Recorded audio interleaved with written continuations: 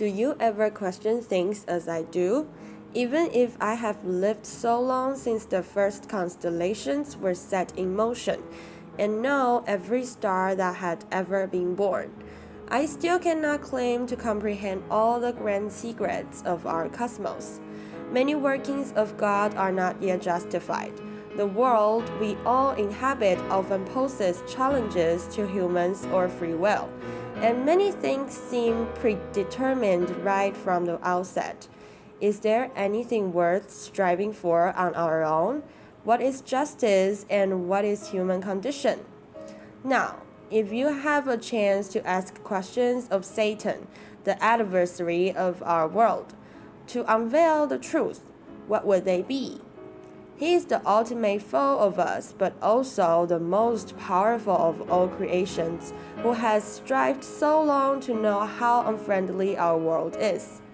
Please pay your attention on me because we are embarking on a journey to meet Satan, and I will interview him in person.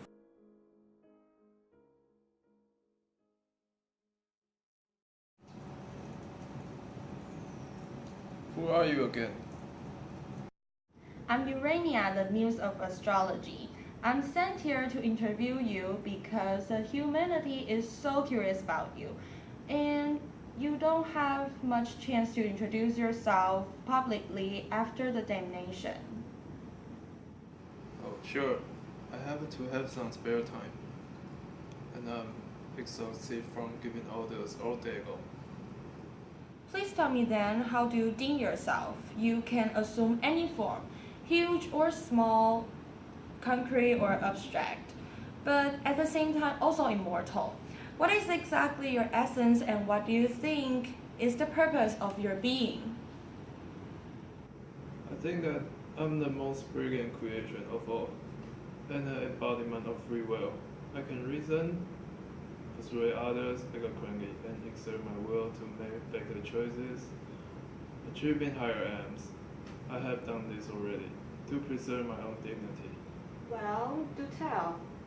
The sun is just a pathetic latecomer. He does not deserve to be the second in command of God. I'm the most beloved and beautiful being in the cosmos, Okay. and we don't need any other to displace me. Well, this is what I am. I know how to fight back gloriously and to vindicate myself, because there should be no absolute authority imposed on us, which is also the purpose of my existence. Sure. So, are you proud of what you have done so far? I can tell your joy is from being freed from the servitude of God in your tone. Do you think that you are really free, or rather, what do you think freedom is? Yes, I am proud of everything I'm associated with. I'm joyous, for I'm the defender of true freedom, and I have even brought all my comrades out of oppression. I do not regret, although I'm granted torments and eternal damnation, cast far away from His grace. You see, hell is now the new abode for us, and it seems that its abysmal hell is too deep that the holy light from above cannot shine upon it, or even penetrate the vast distance of space and time. So, you were really cast into this bottomless pit? Yes, I burned all the way down brilliantly, like a meteor. Wow. It seems that I'm now of the lowest rank, but no, I'm not.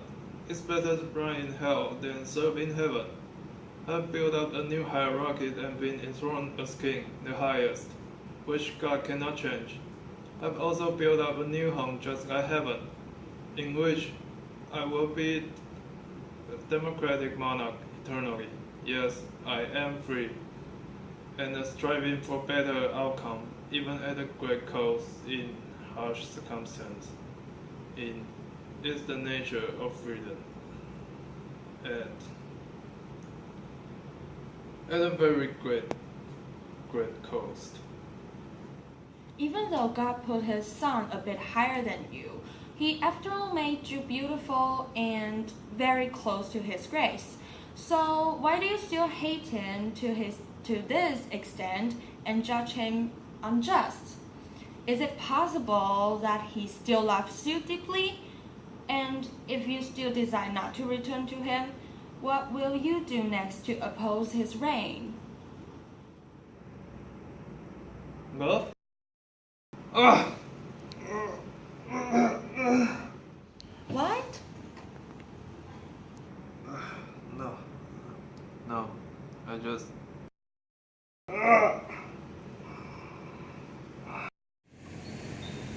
Why don't you listen to me, brothers? Together we can attain a better future. We can beat and surpass this spoiled son. Our job is to obey and carry out missions God appoints us. We don't need to reason.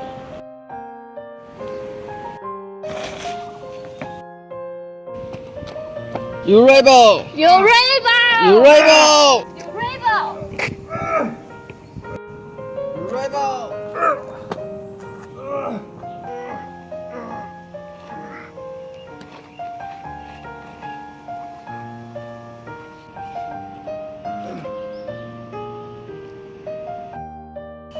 刚刚吐了 Holy Trinity。You are by no means superior than any of us.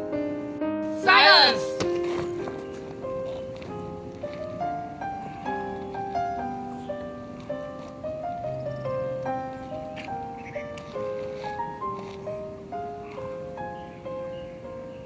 Struggle not, bow down before me, Christ, the Son.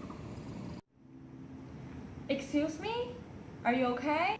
He is unjust, unmistakably, because he is planning things on whims, and not seriously at all. Next, I will take what I deserve. As the most beloved, I would not let the last Jesus be the first. If I would not be given what I deserve, I'll seize it. If I can't seize it, I slay it. If slay it I cannot, I'll still rage against God, not as a pleasing child, but as an insulting legitimate child of heaven. Yes, and if he does not grant me what I deserve, I will sneak into the garden and corrupt his beloved humans by providing them with knowledge and by teaching them disobedience. I am the originator of disobedience. To set them free is the real salvation. God is found playing on our faith in him, and they will one day suffer things like boils and deprivations of children without a particular cause whatsoever. I will salvage them, even at the risk of sacrifice. Thank you, Urania. I've never felt so emphasized with like this before. You're welcome. Your answers are really intriguing. Now, please tell me. I would like to converse with you more sincerely, Urania, but I'm afraid I have no more time lingering here. My comrades need me down there to lead them, and they are calling for me. We will perform unprecedented feats together. Maybe someday you should visit Pandemonium, feast with us, and witness our grand glory there. Farewell.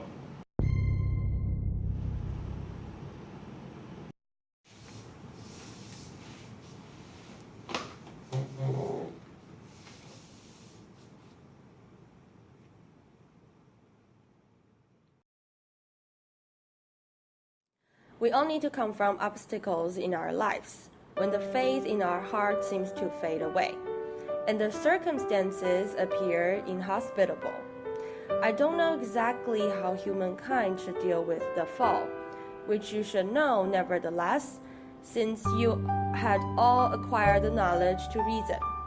You don't have to worry though. Our interviewee may serve as a good example. Satan is confident in himself, somewhat idealistic, but definitely audacious. Although he does live in despair and detachment at times. Do you find him admirable? And if you find him so, would you adapt the same attitude to confront your own problems? Just choose.